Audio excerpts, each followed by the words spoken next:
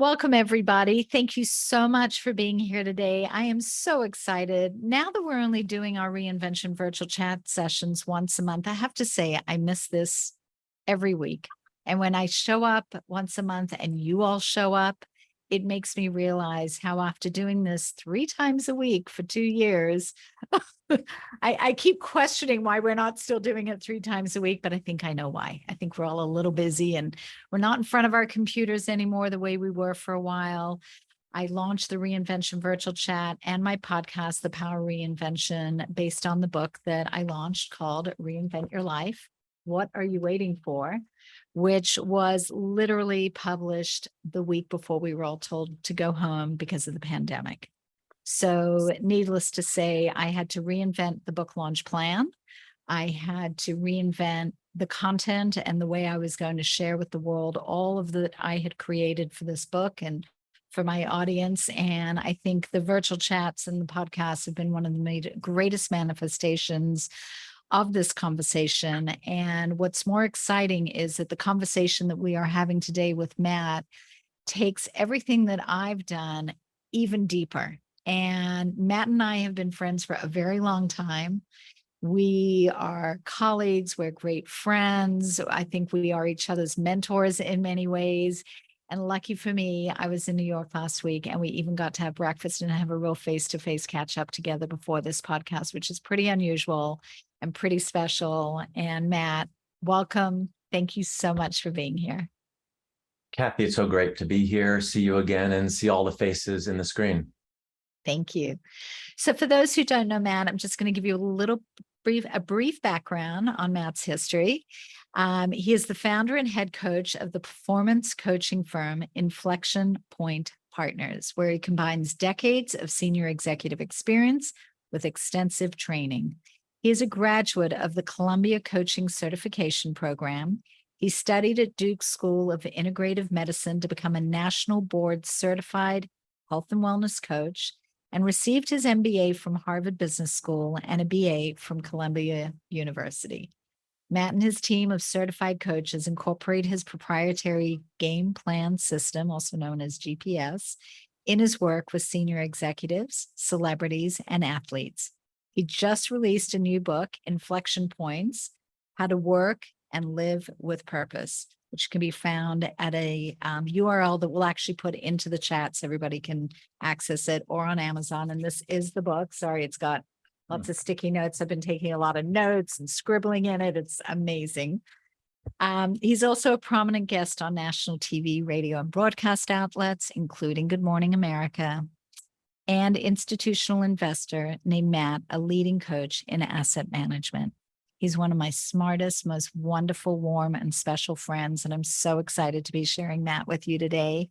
So buckle up, guys. We're in for some fun. I'm so glad you're all here, and we're going to delve right in. You ready? I'm ready. Excellent. I'm ready. Excellent. Yeah. So one of my favorite questions that I love to ask, and especially in your case, Matt, knowing that there has been so much fuel that has really sort of propelled you into the things that you're doing today. Who was little Matt? What's your story? Little Matt. Little Matt. Who was 5-year-old Matt, 12-year-old Matt? Did you ever envision where you were going, what you wanted to do, what your dreams and your goals were then? Yeah, I mean, I would not have envisioned at 12, or certainly not at 5, that I would be a coach, executive coach, career coach. It didn't exist. But what I did know is that I really I generated a lot of energy from working with and in service of people. I would have been able to articulate that. I'm not sure I would have mentioned that igniting somebody's life is something that sort of drives me, which is my mantra now, which is to ignite careers and energize lives. But I would have come pretty close at 9, 10, 11, 12. I knew how I was sort of constituted at that particular time, but I had no idea what it was going to manifest into. Yeah. You played, oh, I'm so sorry. messed up my microphone there. Sorry. You played baseball at some point in your career. Mhm. I think that team sports, we know, greatly affect people in the workplace in terms of the impact. Um, what did all that you did around baseball, like what was the impact for you? For me, and yeah, baseball was a big part of my life. It was Yeah. sort of how I identified probably through the age of 22. I played in college, as I talk about a lot in the book, and then had an opportunity afterwards to continue that pursuit. And as I also talk about in the book, I learned more about my failures in the game and how I came up short. And you mentioned as a team sport and how I let my team down my sophomore year of college, and how I watched, after performing poorly for the first 10 games, watching the balance of the season on the bench, having shoulder surgery after that season, and then essentially asking myself, is this how I want to go out playing the game that I thought that I loved? And at that nadir, I said, hell no. And it was a long battle back to win back the starting shortstop job, of course, rehab the shoulder. And then my next year, I did just that. And the junior and senior year were very good years for me. But more importantly, I learned a lot from that failure and that inflection point, Kathy. Yeah. I had a Exactly. choice Yeah. of whether I was going to kind of come back and sort of battle or not. And I chose the former.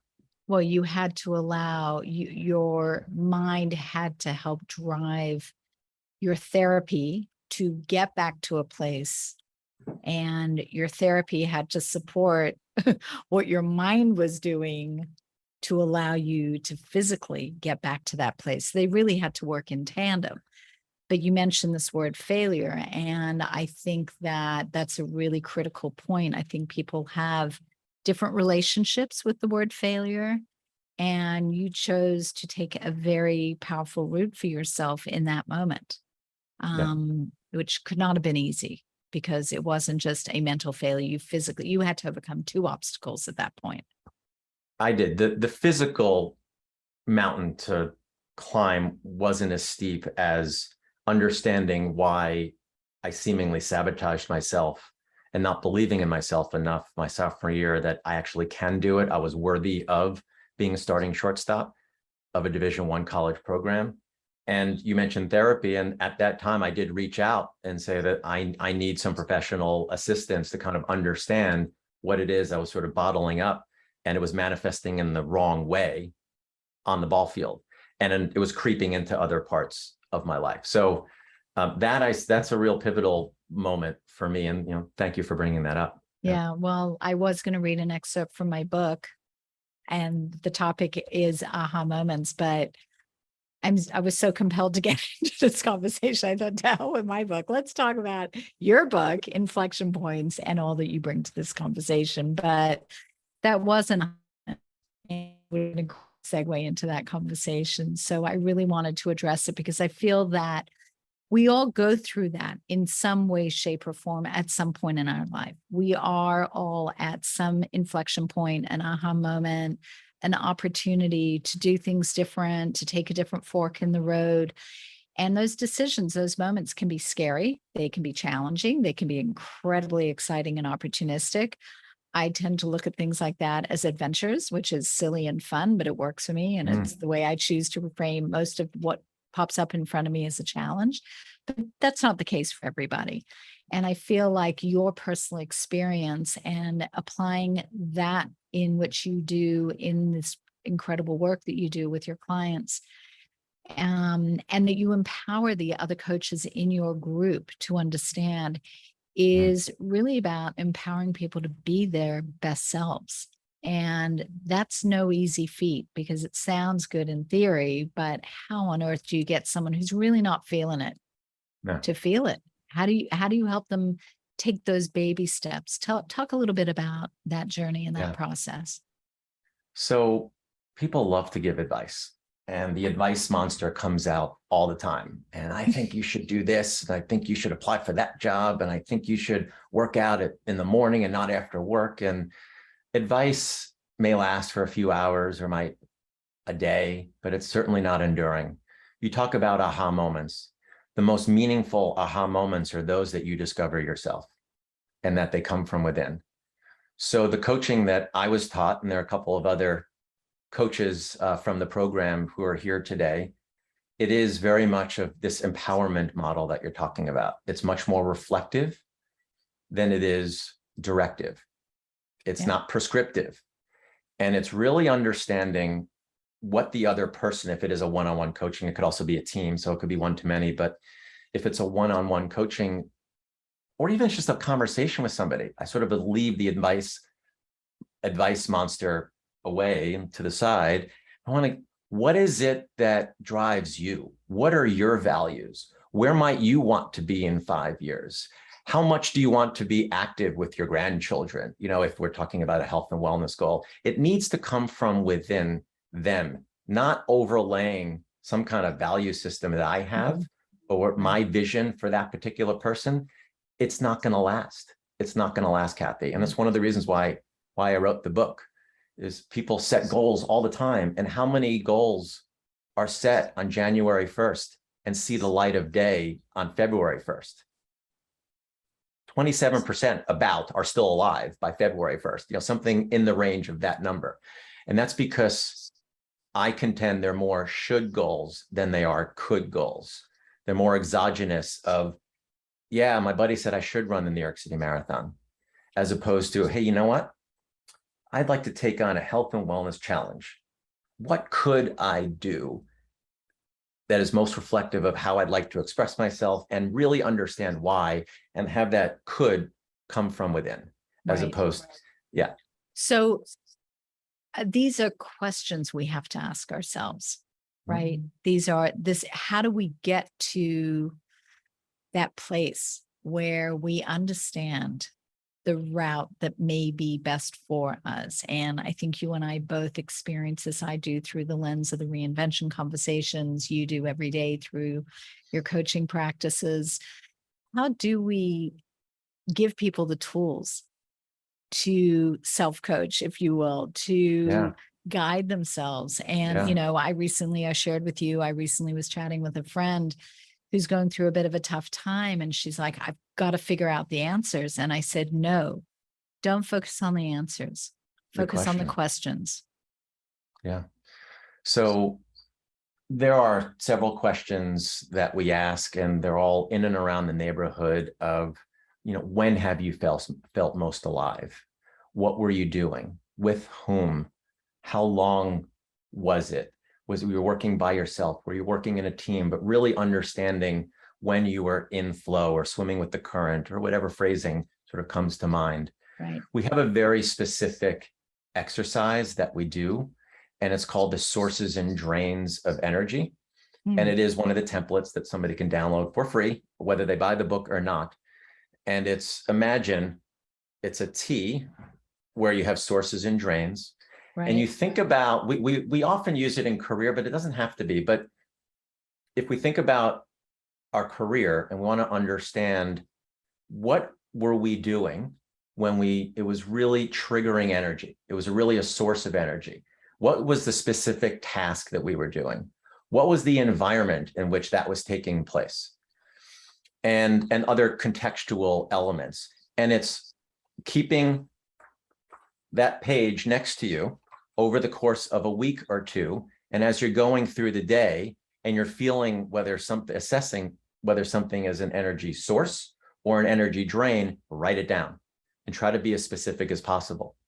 Over the course of 2 weeks, and this is something that I did several years ago in this transition, I had several sheets of paper, about 6 sheets of paper, and I began to bucket them. And I said, wow, okay, there's some common themes here, Kat.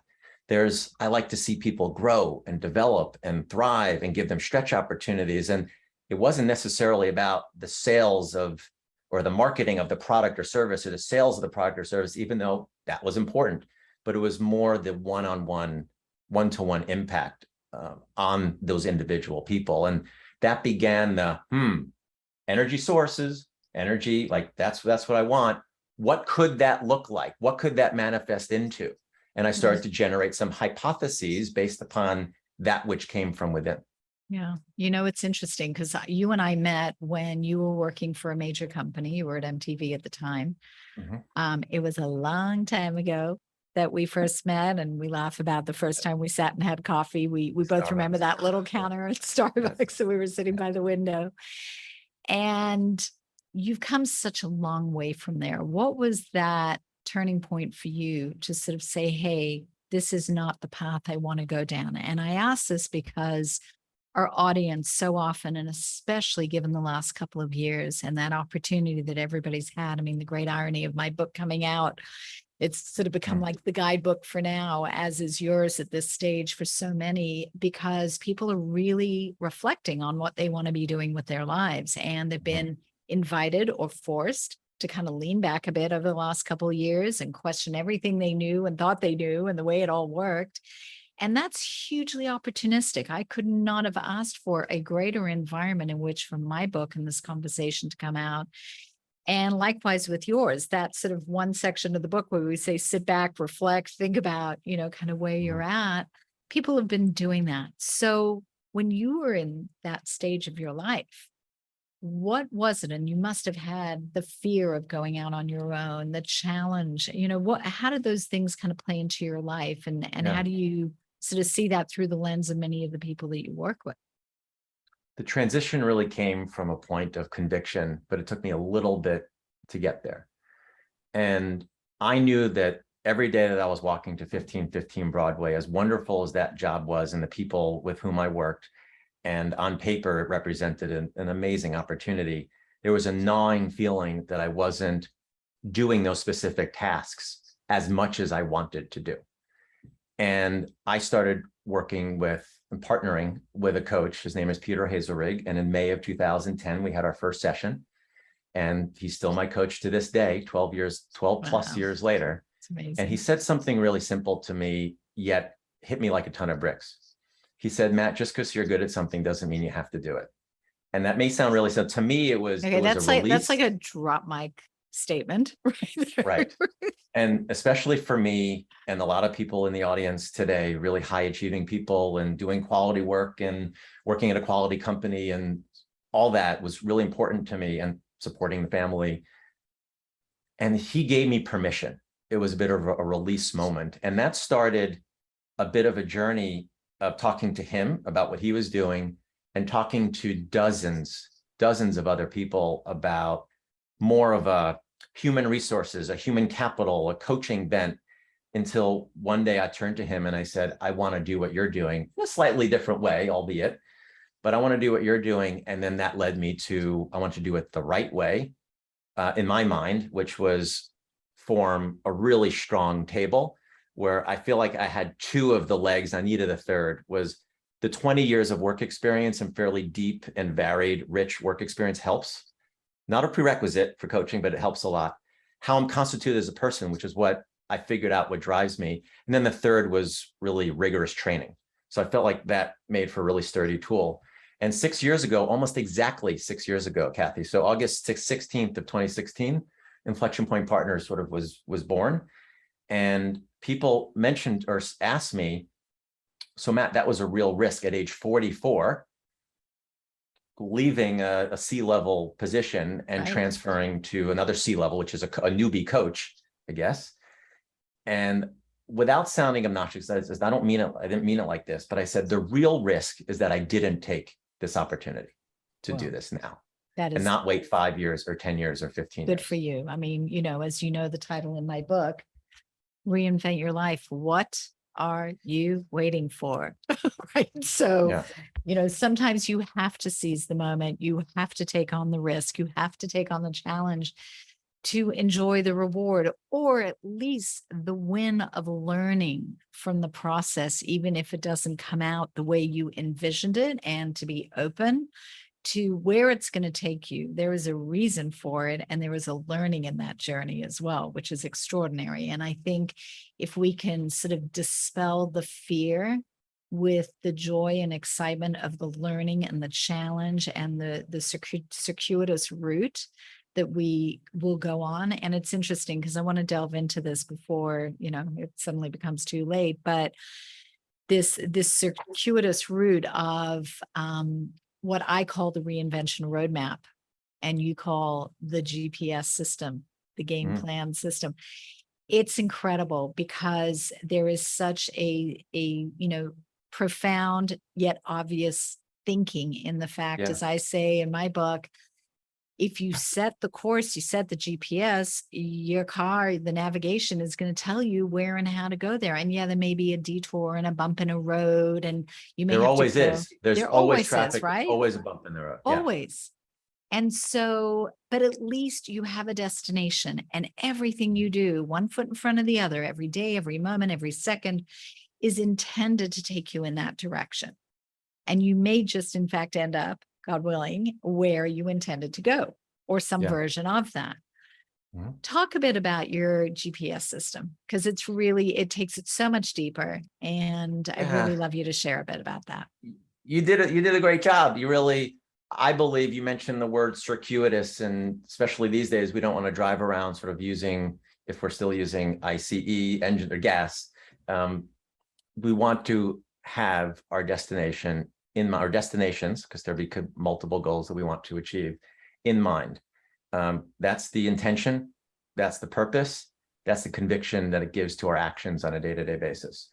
So the key component there, also built into the GPS or the game plan system, is those goals, those outcomes are really informed, again, by us. And we make sure that before we sit down and start writing our goals, that they're could goals, they're not should goals, and we understand why they're important to us. So what is the game plan system? The game plan system is really 3 parts.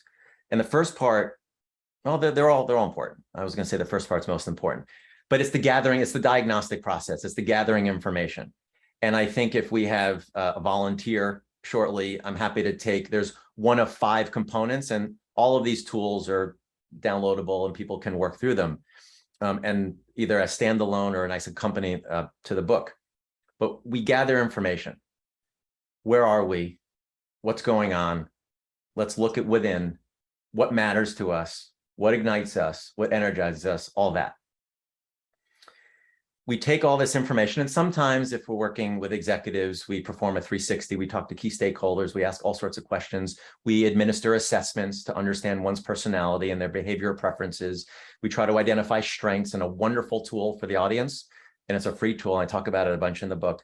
It's called Values and Actions, or VIA, actually, and it's viacharacter.org, and you can take the free assessment. There is a $50 version, which is 48 pages, and it's really interesting and it's really detailed. You don't need the whole thing. And the free version is really helpful because it ranks your character traits from 1 to 24, and your top 5 are your signature strengths. And the science behind that is the more that you use your signature strengths, the more fulfilled, happy, and energized you'll be. And the better you will generally, there's a correlation between that and performance. So we use all this information and we gather the information. I call that information the what, and then we sit down and we talk about all of it. It's the so what. What are the implications? What are the applications of that?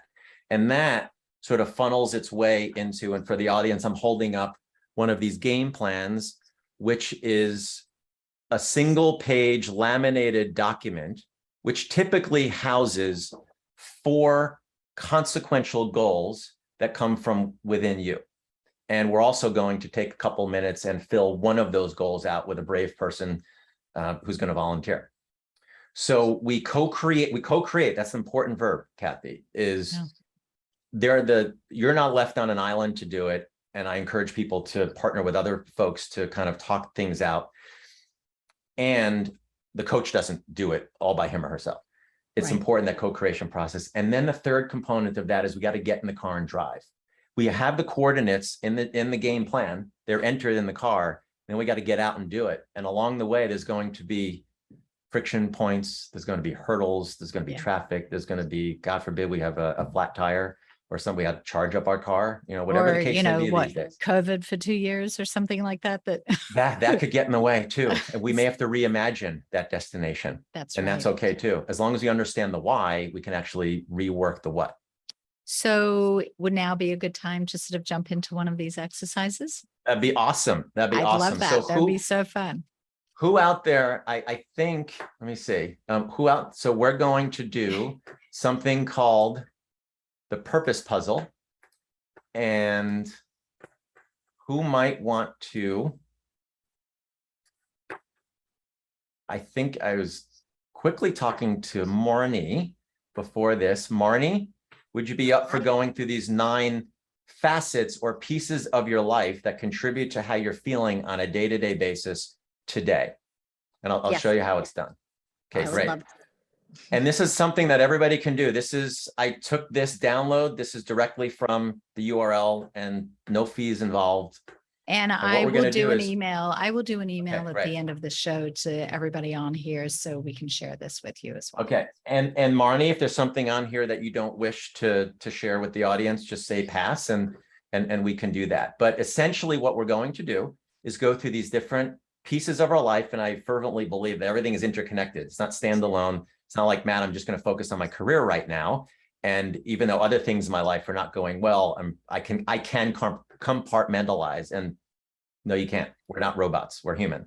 So we're going to go through on a scale from 1 to 5, 5 being, man, I feel great. I'm deriving a tremendous amount of energy positive energy from that. And 1 being the exact opposite. And we use from light pink to crimson and the varying shades in between. So Marnie, we can start wherever you wish.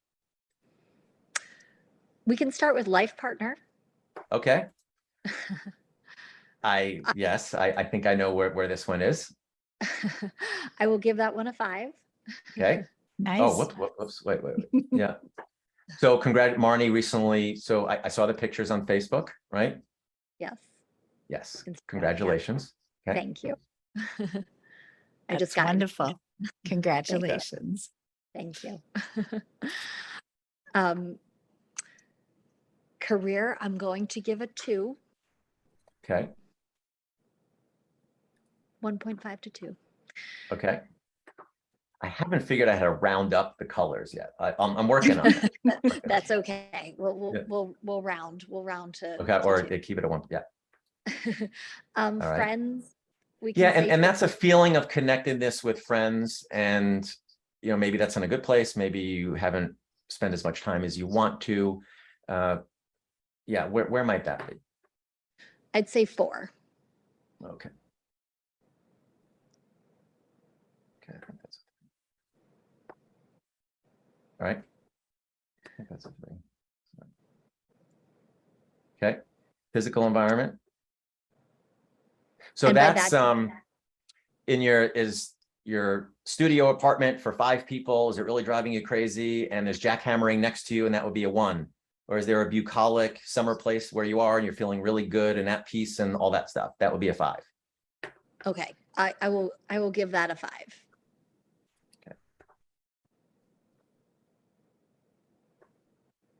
Okay. Finances. And again, if you don't wish to, it's okay. No, that's fine. I will say a 3. Okay. Currently. Okay.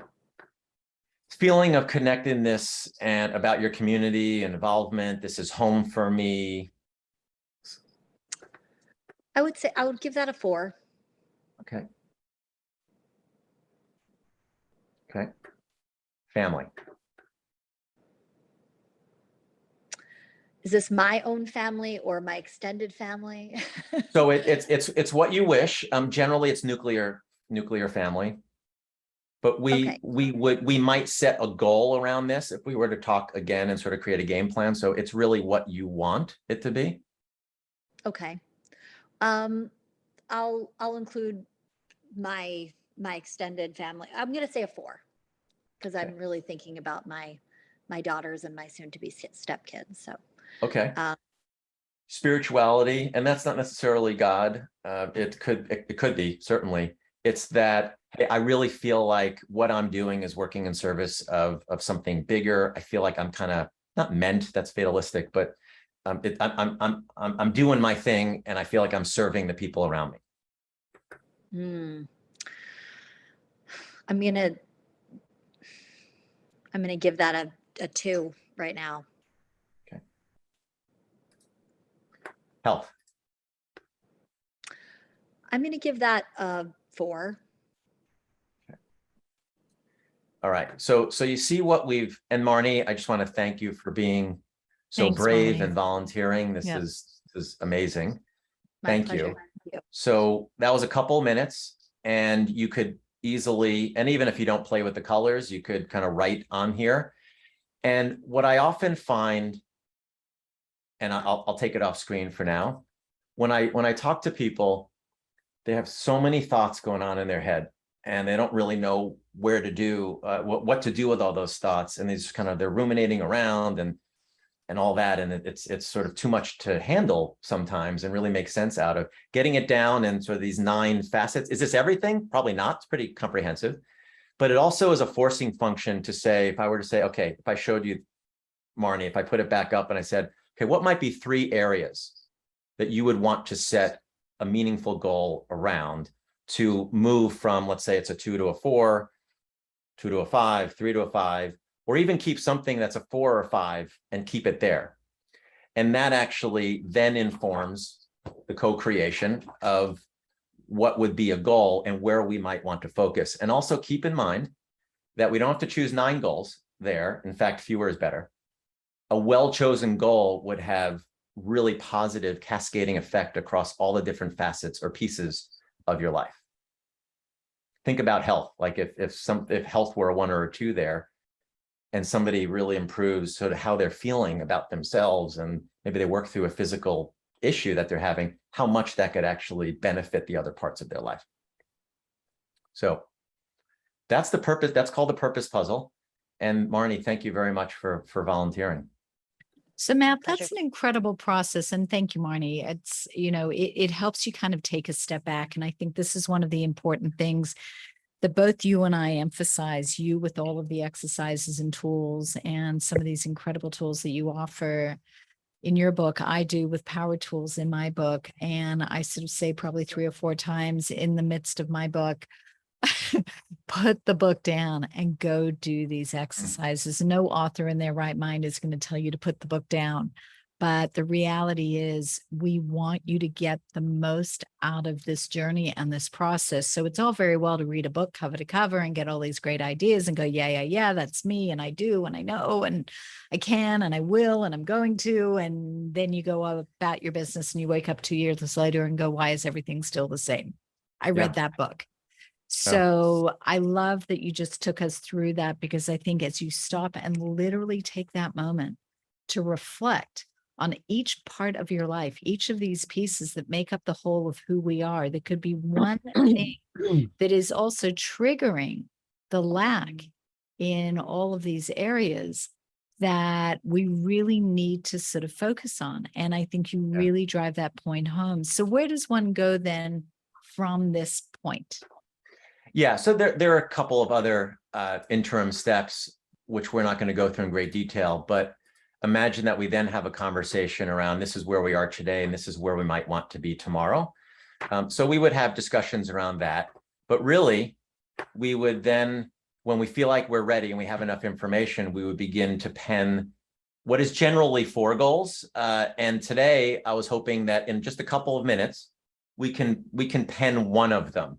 And I did have a volunteer I spoke to a little bit earlier who was game to kind of do this. And we want to demonstrate this because it's really easy and it could be super powerful, and you'll see how we go about it. And for those who are listening on the podcast and not watching this, can you explain just what we're looking at? Yeah, so it's a single page and it happens to be in PowerPoint, so it can be manipulated.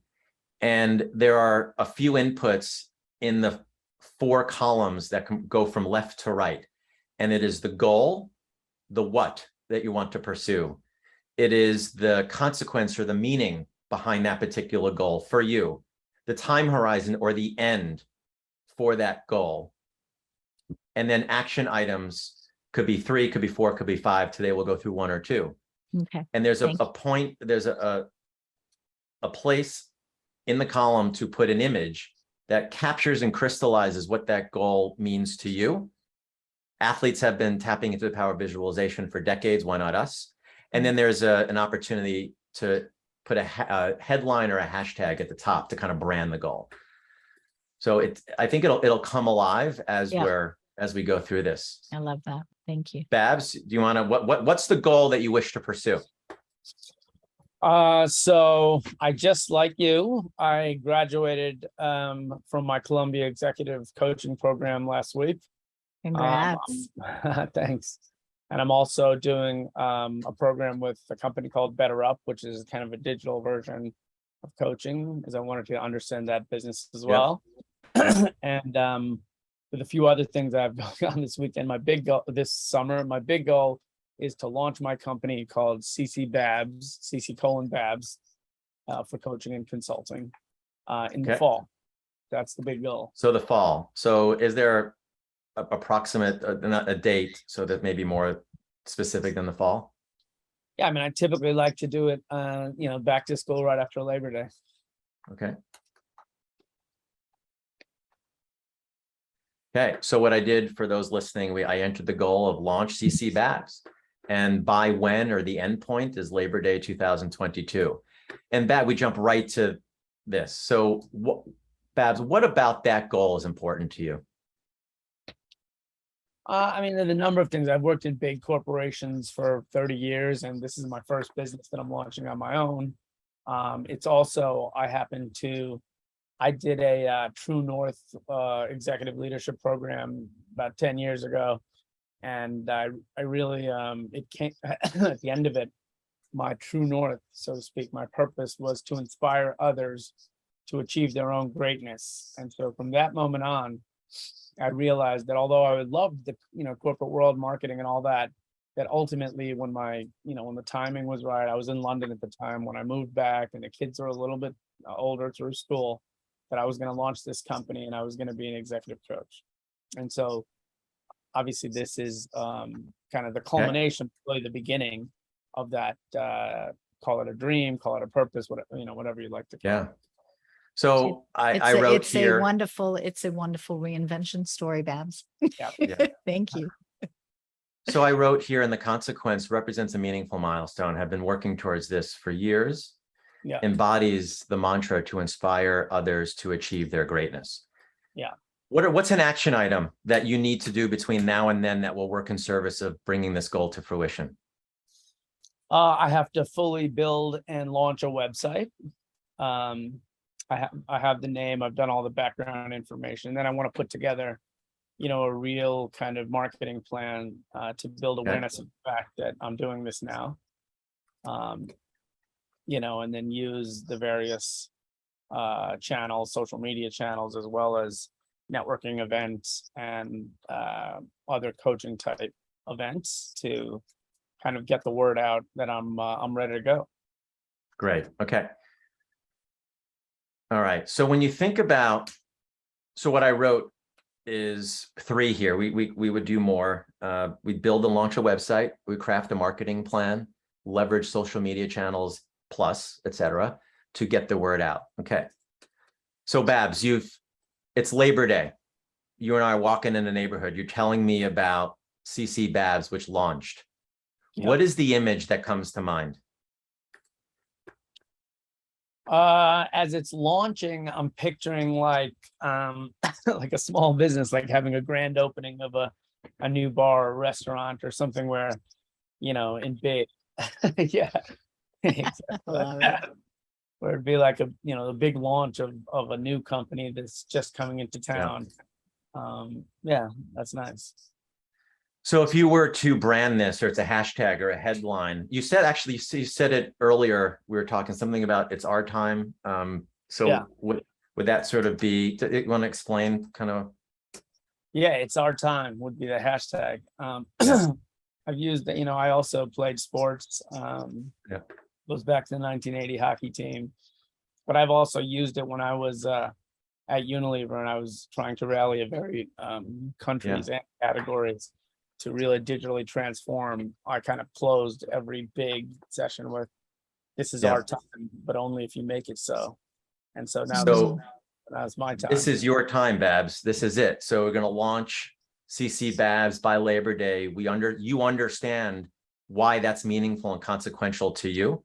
There are a couple of action items, and I know there are more, and we would get more detailed about that. You understand the by when, the end point, and you have a sort of an image in your mind of what that means to you, this kind of the opening or the grand opening, and then you branded it kind of, it's our time, man. So this is Kathy and the audience. This is essentially that's the process. Bravo. That was fascinating. And look, this goes back to what I was saying, like, you've got to do that work. A lot of us sort of go, yeah, I'm going to do this and I'm going to do that. And I've got great ideas and I'm so excited. And you're talking sort of conceptually, but when you literally put that game plan together and you start to really itemize the action points. And I think we talked about this, Matt, the reward for every baby step, right? Every time you do one of these things, you really need to acknowledge the power of what you're actually doing with every one of those little steps, because they're not so little. They're actually critical. They are critical, and to celebrate success and the key milestones along the way is one of the 8 essential elements to, once you're on the road driving towards those destinations, that I think you must do, and celebrate the successes along the way. You don't have to launch a full-blown pizza party, have a full-blown pizza party for yourself, but whatever, sort of acknowledge that particular milestone. Tapping into your strengths, which we spoke a little bit about earlier. Phrase things in the affirmative. Oftentimes people are like, okay, well, Matt, that's my goal. I'm not going to go on social media today. Or, something like, okay, well, tell me what you are going to do. Because the mind thinks it's a lot easier for the mind to actually process that. It's much more of a direct connection.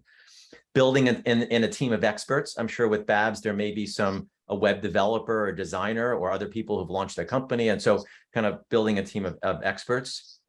Sharing your goals with others. Kathy, this is the platinum standard for goal achieving theory, which it creates accountability, transparency, and alignment, is sharing your goals with others. Key state, your significant other, your kids. Sharon and the boys have my game plan here.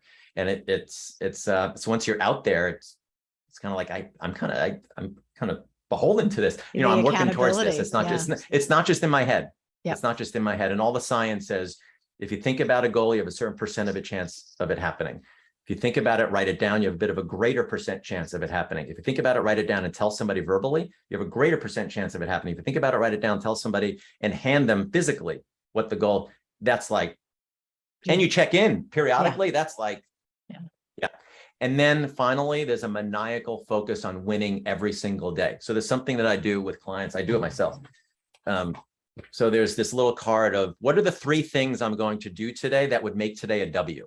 I could do that the night before or the morning of, a W for win.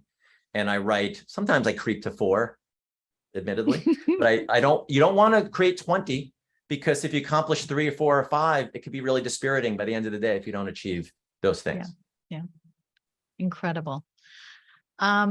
I just love this. There's so many other questions. I have so much more I want to talk about. I'm going to ask you one fun question before I open this up to Q&A. They've all been fun, Kathy. I know. But this is my funnest. You're having a dinner party and you can have anybody at your table, dead or alive, that inspires, motivates, just someone you just would love to meet. Might be a mentor, might be somebody who's a spiritual guide, a business guide, whatever it is. Could be family. 3 or 4 people that just come to mind that you would really love to have sitting at that table with you. Einstein, he understood the power of questions, and he was obsessed with questions and not necessarily answers. Love that. Michael Jordan, he somehow, under the most duress and in the most pressurized situations, was able to play freely, express himself freely without, the whole stadium knew that he was going to take a shot, and he was still able to do it in an effortless fashion. And I don't know how he did it, and he did it every night, and he did it for years. The third one is probably my grandfather, Papa Joe. He used to call him Papa. Oh. You triggered it earlier, like what would a 5-year-old or 6-year-old or a 7-year-old or an 8-year-old, Matt Spielman.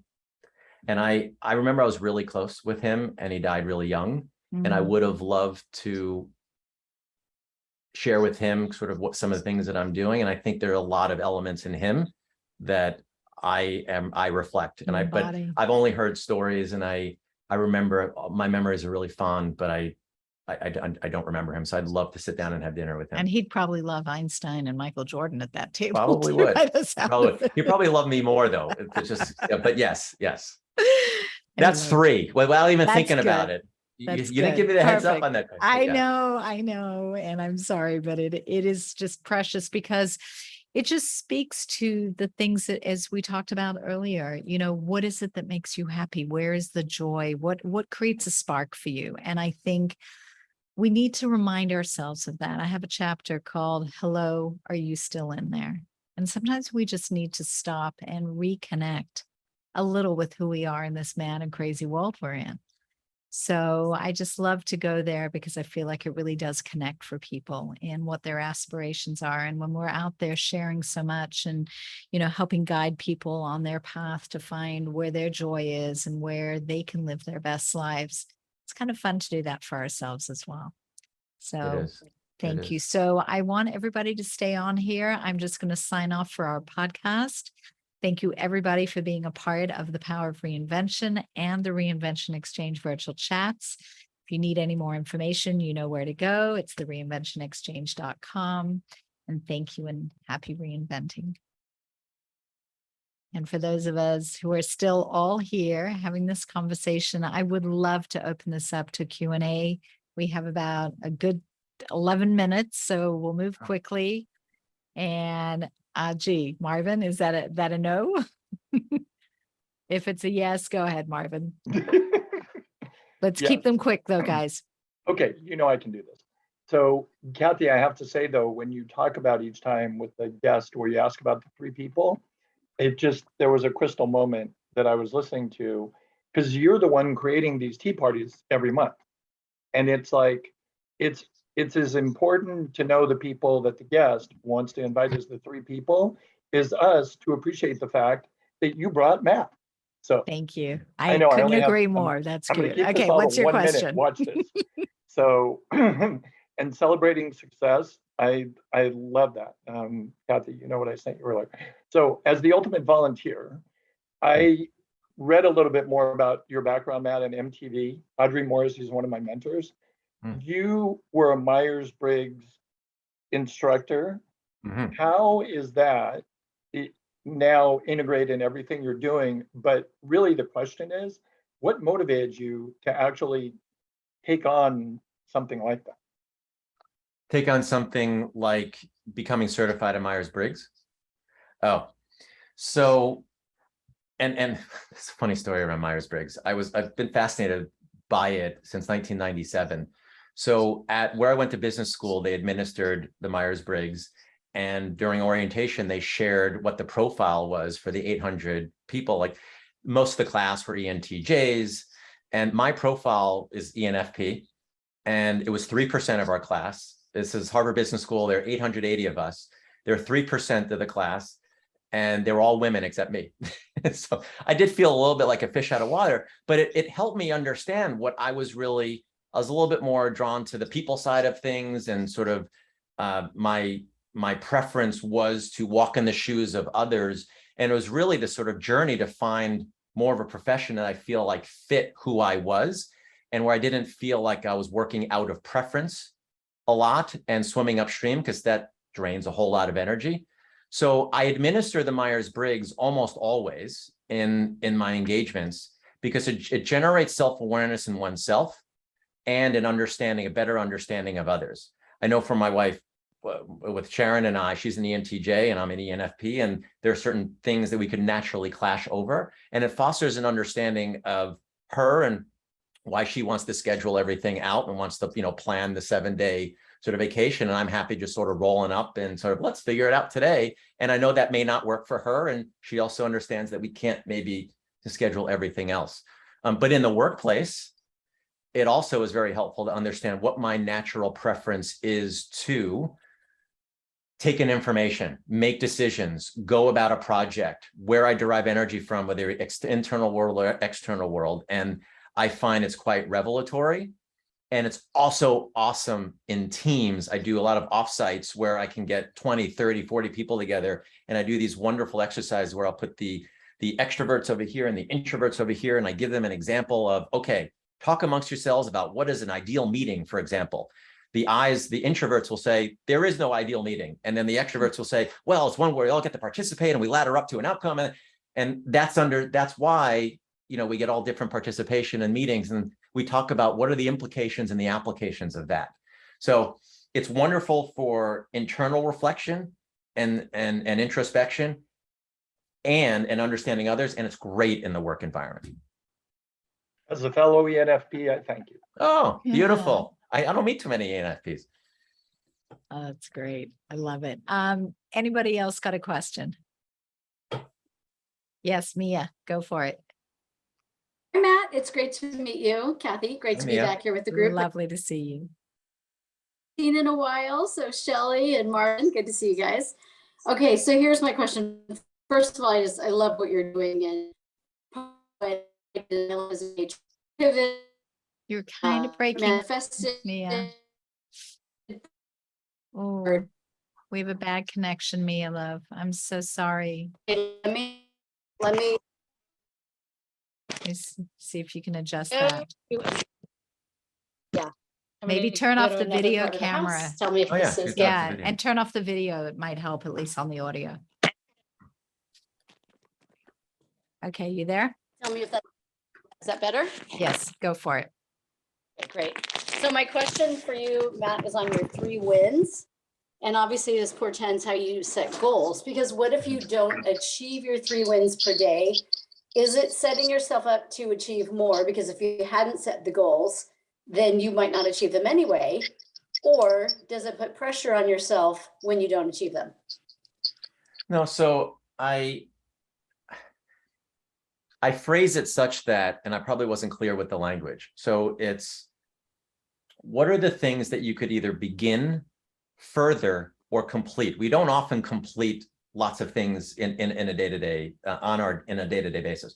We do work towards and move the ball downfield. So I do feel like progress can be made in working in service of, and one of the things that you mentioned is we kind of should know what we're working towards, whether we have a game plan or not articulated as what you saw in a demonstration. But if it's something at work, we should have kind of what our quarterly or 6-month or year goals that we're working towards. There is an acknowledgement that, yeah, we could write down what our 3 or 4 items are that we're going to further begin or complete. And then life happens. Things get in the way. There's a fire drill. We get a call. The website is down. We have to intervene or something like that. And everything goes by the wayside, of course. So it's not, one shouldn't feel pressure. It's from this is more focus and prioritization. Got it. And these are the things that really matter. These are the key rocks today. Great. Yeah, I love- and it's funny. Madison and I were just talking about this yesterday because I have an extraordinary long list of things to do between the agency, the clients, the reinvention stuff, the new company I'm launching. It's always a 10-ring circus in my brain and on my desk, and it's what I call organized chaos. But I walk into the day, which is typically done the night before, of the 5 key things that if nothing else happens and the day goes haywire, if I knock out these 5 key things or get a hold of these 5 key people, I have really done my job for the day. Yeah. And if I get through 25 things, fabulous. But if I get those 5, and I think when we get in the habit of doing that, we manage, because every day things do change. Priorities shift, especially when you're in the agency business. You get one email or phone call from a client or something that comes in sideways, and all of a sudden, every plan that you had, you know what I say? We make plans and God laughs. I mean, that's how we live around here. But we set our intention for the day. And I Yes. think that's really important. And also Huge. with our we set our intention for the week at times. And So I think it's really important recognizing that along the way, there could be traffic, there could be something that gets in the way. Yeah. Matt, your book, Inflection Points, which has just come Yeah. up, which is so reflective for those who don't already know. And we've put some links in the chat, and I will send out emails within the next 24 hours to everybody on here with details. And you can absolutely chase down Matt on his LinkedIn page and his Instagram page and ask him all the questions you want. But I want you to know, and as someone who has authored a book that is in this space, who has talked to so many executive coaches, who has read so many other books in this space. And it's funny because when I was writing mine for probably the 10 years that I was focused on the topic of reinvention before my book came out, I refused to read anybody else's books. I didn't want anything to influence my thoughts, my perspective, my take on this topic, the process, the journey. And I got to tell you, I'm only halfway through, which is not fair because I wanted to finish it before, but I was traveling and I didn't have it with me. But I cannot wait to finish this. I love the way you write it. I love the tone. I love the way you incorporate yourself, your story, other people's stories, the exercise. It is such an incredible read.